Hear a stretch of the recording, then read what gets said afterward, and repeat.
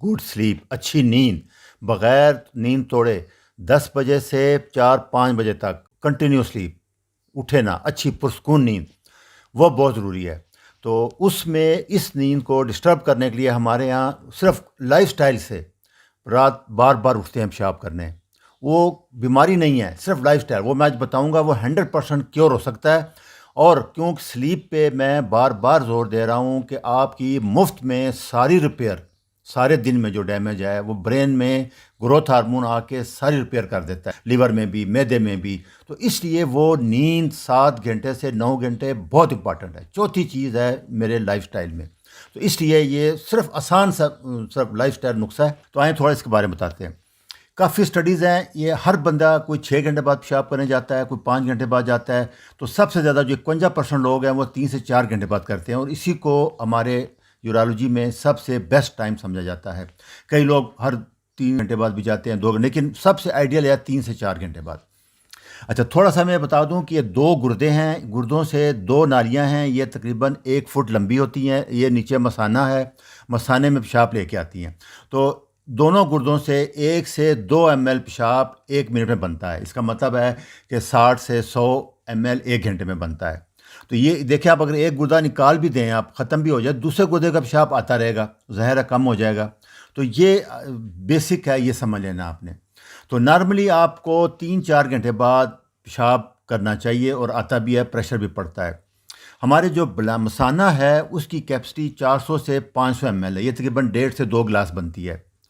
اور جیسے میں نے بتایا تھا کہ 1-2 ml پیشاب ہر منٹ میں بنتا ہے دونوں گردوں سے، تو یہ سمجھ لیں کہ 80-90-100-110 ml ایک، تو 3 گھنٹے میں 4 گھنٹے میں 300-400 ml ہو جاتا ہے، تو آپ کو مثانے کا فیل ہوگا، آپ جائیں گے۔ اچھا، اس میں تھوڑا سا سمجھ لیں کہ 200 ml جب پیشاب آتا ہے مثانے میں، تو آپ کو پہلی دفعہ محسوس ہوتا ہے ارج، اس کو آپ نے نہیں جانا، نیگلیکٹ کر دینا ہے، درگزر کر دینا ہے، مثانے کی بات نہیں سننی۔ 350 پہ پھر ہلکا سا پریشر پڑے گا، اس کو بھی آپ اگر ٹائم ہے، جگہ ہے، حالات ہیں، جیسے آپ شاپنگ کر رہے ہیں، کلاس روم میں ہیں، تو پھر اگر نہیں ہے تو آپ روک سکتے ہیں۔ لیکن 450 اور 500 ml کے بعد پھر رکنا مشکل ہو جائے گا، اور اس کے بعد ویسے تو آپ 500-550 تک روک سکتے ہیں، باتھ روم نہ جائیں، لیکن اس کے نقصانات بہت زیادہ ہیں۔ تو میری ریکمنڈیشن یہی ہے، ساری عمر میں نے مریضوں کو یہی بتایا ہے کہ 3 سے 4 گھنٹے بعد ضرور پیشاب کریں جا کے، نارمل دن کو، تو وہ آپ کے لیے بہترین ہوگا، بہت اس کے فائدے بھی ہیں۔ اچھا، جو لوگ 200 ml تھوڑا گھنٹے 1.5 گھنٹے بعد پیشاب کرنے جاتے ہیں، وہ نہ جائیں، جلدی نہ کریں، کیوں؟ اس سے پتہ ہوگا کہ اب مثانہ چھوٹا ہو جائے گا، یہ ایک غبارے کی طرح ہے، پہلے 100 ml 200 ml 500 ml آئے گا، مثانہ پھولے گا، بڑا ہو جائے گا، پھر جب آپ خالی کریں گے تو یہ اس کی ورزش ہے، طاقتور ہے، ابھی وہ بھرا نہیں ہے، اور آپ چلے گئے ہیں 100 ml بار بار جو جا رہے ہیں، ٹینس لوگ ہوتے ہیں، پریشان، وہ بار بار جاتے ہیں، اس سے لانگ ٹرم میں مثانہ چھوٹا ہو جاتا ہے، پھر بہت مسئلہ آ جاتا ہے۔ تو اس لیے یہ سب سے بیسٹ ہے کہ 3-4 گھنٹے کا وقفہ ڈالیں، آپ کی 90% جو پیشاب کی بیماریاں ہیں وہ ٹھیک ہو جائیں گی۔ اور اس کے بعد 500 سے زیادہ آپ بالکل کنٹرول نہ کریں۔ یہ دیکھنا، زبردستی بچے اسکول میں رو کے بیٹھے ہوتے ہیں، باتھ روم ٹھیک نہیں ہوتے، ہمارے کئی شعبے ہیں جن میں بہت زیادہ ہوتا ہے یہ، خاص کر جیسے ڈاکٹر ہیں، نرسز ہیں، ٹیچر ہیں، یہ ہیئر ڈریسر ہیں، ڈرائیورز ہیں، یہ بہت روکتے ہیں پیشاب، اور عورتیں بھی بہت زیادہ روکتی ہیں۔ اس کا نقصان کیا ہوتا ہے؟ اس کا نقصان آپ دیکھیں، مثانہ بڑا ہو جائے گا آپ کا، 400 پہ جانا تھا، آپ ساتھ آہستہ آہستہ آہستہ کرونک سال 2-4-5 سال بعد بنا ہو جاتا ہے، اور اس سے بیک پریشر جائے گا، آپ ذہن میں رکھنا، جیسے میں نے آپ کو بتایا تھا، یہ دیکھیں، پیشاب جب مثانہ بھرا ہوا ہے تو جو اوپر سے پیشاب آ رہا ہے وہ رک جائے گا، پورا پھولنا شروع ہو جائے گا، آہستہ آہستہ آہستہ پھول جائے گا، اور یہ گردے فیل ہونے شروع ہو جائیں گے۔ اور یہ آسان طریقہ ہے گردے فیل ہونے کا، جس کو آپ کیور کر سکتے ہیں آسانی سے، کیونکہ یہ بہت، یہ دیکھیں، یہ عورتوں میں وہ روکی رکھتی ہیں پیشاب، کوئی وجہ بھی ہو سکتی ہے، باتھ روم صاف نہیں ہے، جگہ نہیں ہے، جیسے میں بتایا، ٹیچر ہیں، ڈرائیور ہیں، وہ اس کا بڑا یہ کہ بیک پریشر سے دونوں طرف گردے فیل ہو جاتے ہیں۔ اور یہ گردے فیل ہونے میں 2 سے 3% وجہ ہے، 100 میں سے 2 سے 3 مریض وہ ہوتے ہیں جو سمپل روکے رکھتے ہیں، کیونکہ کلچر ایسے، ہمارے یہاں باتھ روم کا رواج نہیں ہے، چیزیں نہیں ہیں، سسٹم نہیں ہے، تو یہ آپ نے بڑے غور سے کرنا ہے۔ تو اس لیے کبھی ڈیلے نہ کریں، 3-4 گھنٹے بعد ضرور چلے جائیں پیشاب کرنے۔ اور یہ زیادہ تر مسئلہ آتا ہے 35 سے 40 سال بعد عورتوں کو۔ اور دوسرا، یہ جو رات کو چائے پی لیں، کافی پی لیں، دودھ پی کے سونے کا رواج ہے، وہ پھر آپ کو اٹھنا پڑے گا، سارا یہ چھوڑنا پڑے. مرچ مسالے والے کھانے جو زیادہ کھا لیتے ہیں، یا شوگر اگر آپ کی ان کنٹرول ہے، شوگر بہت زیادہ ہے، تو پھر بھی پیشاب بہت آئے گا، وہ بھی ختم نہیں ہوگا. جو سگریٹ اسموکنگ کا بہت رول ہے، الکوہول کا بہت رول ہے اس میں. تو یہ چیزیں آسان طریقہ ہے یہ چھوڑنے کا. تو اس کی وجہ بڑی بڑی جو رات کو اٹھتے ہیں، سب سے بڑی وجہ یہ ہے کہ رات آپ سونے سے پہلے پانی پی لیتے ہیں، دودھ پی لیتے ہیں، چائے پی لیتے ہیں، کافی پی لیتے ہیں. یہ بڑی وجہ ہے. میں نے جو ڈائٹ میں بتایا ہے کہ 5 بجے سونے سے 4 گھنٹے پہلے آپ نے چائے، پانی، لیکوڈ، دودھ، کوئی چیز نہیں پینی. یہ میں پورے ڈائٹ پلان میں بتاتا آ رہا ہوں. بیسٹ علاج یہ ہے. دوسرا، کچھ لوگ جو بلڈ پریشر کی دوائیاں لے رہے ہیں یا دل کی دوائیاں لے رہے ہوتے ہیں، پیشاب پاور، وہ 3-4 بجے لیتے ہیں. وہ آپ کو صبح 8 بجے لینی چاہیے تاکہ 3-4 بجے تک ان کا اثر ختم ہو جائے. اگر آپ لیٹ لیں گے تو پھر رات کو اٹھنا پڑے گا آپ کو، پھر نیند ٹوٹے گی تو سارا وہ جو ریپیئر کا میکنزم ہے، جو فائدہ نیند کا مل رہا ہے، وہ ختم ہو جائے گا آپ کا. تو یہ آسان طریقے ہیں. اور عورتوں کو میں خاص کر اسپیشلی ریکویسٹ کر رہا ہوں، آفٹر 30-40 جب 2-3 بچے ہو جاتے ہیں تو ان کا جو مثانے کا کنٹرول سسٹم ہے وہ کمزور ہو جاتا ہے. عورتوں میں ایک سفنٹر ہوتا ہے، یہ دیکھیے جو یلو، جو پیلا تیر کا نشان ہے، یہ سفنٹر ہے. جب 2-3-4 بچے پیدا ہو جائیں تو یہ اسٹچ ہو جاتا ہے. جب ہڈیوں پیلوس کھلتا ہے تو یہ کمزور ہو جاتا ہے مسل. پھر ہوتا کیا ہے، یہ جو لال نشان ہے یہ مثانے کی نیک ہے. ادھر سے ایک قطرہ یہاں آ جاتا ہے. جب قطرہ یورتھرا میں آ جائے مثانے سے، پھر پیشاب رکے گا نہیں، پھر آپ کو بھاگنا پڑے گا، پھر آپ کو کرنا پڑے گا. یہ تھوڑی سی کھانسی کریں گی، کوئی بھاری چیز اٹھائیں گی، اس سے بھی اس کو اسٹریس انکنٹیننس، ارج انکنٹیننس کہتے ہیں. تو اس کے لیے جو بہترین ریکمنڈیشن ہے وہ یہی بتائیے کہ کیگل ایکسرسائزز. یہ میں نے اپنے مریضوں کو پریکٹیکل لائف میں 30-40 سال سب سے افیکٹو بغیر دوائیوں کے عورتوں کو کیا ہے، اور 90% کیور ریٹ ہے. اس کا کنٹرول پورا آ جاتا ہے اسے.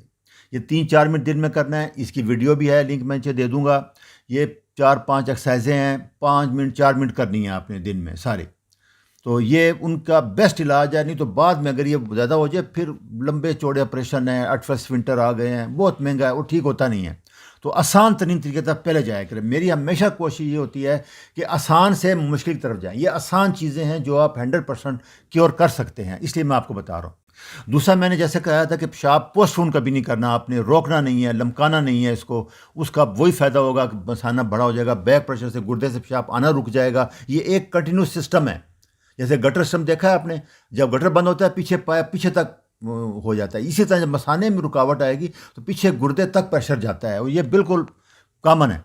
دوسرا، انفیکشن عورتوں میں بہت زیادہ ہوتا ہے. پیپ آ گئی، پھر آپ کو فوراً اینٹی بایوٹک لینی چاہیے، کلیئر کر لیں تاکہ اس سے ٹھیک ہو جائے.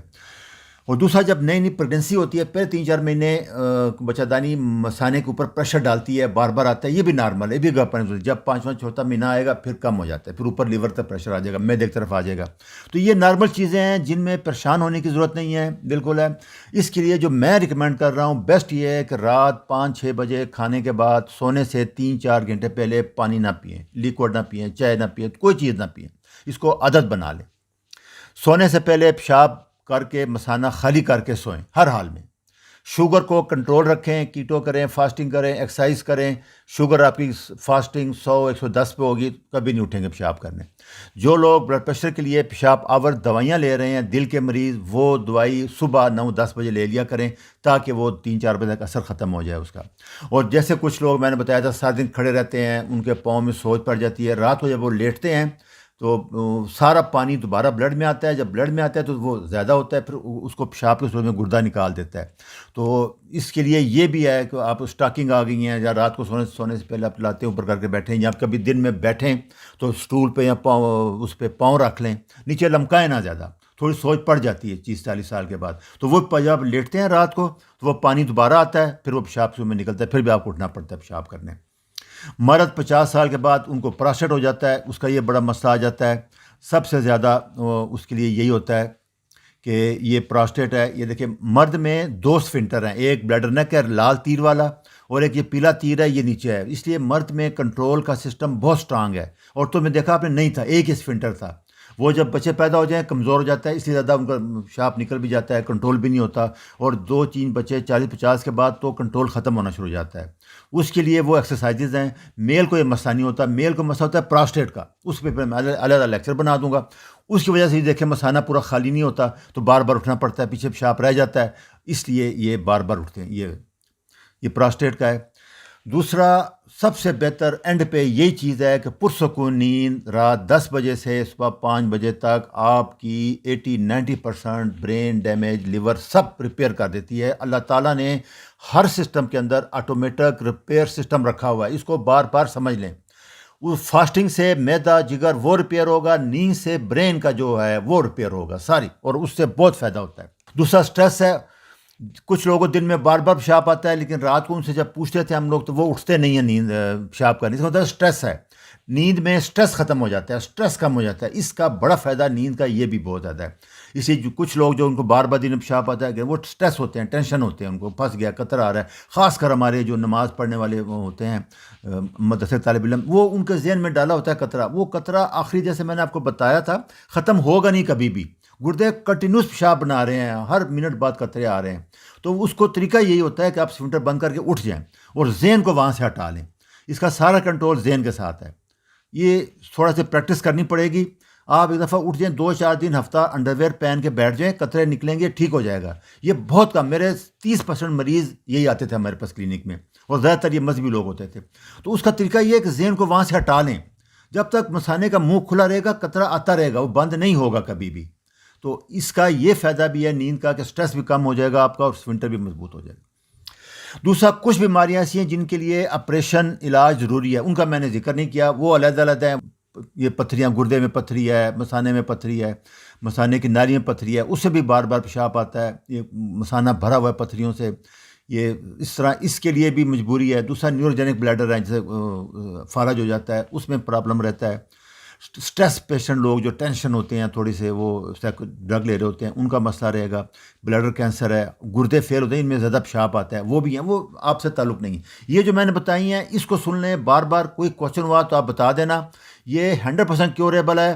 ایم میرا یہی ہے کہ نیند انٹرپٹ نہ ہو, نیند سے آپ نہ اٹھیں. اچھا جی, اللہ حافظ.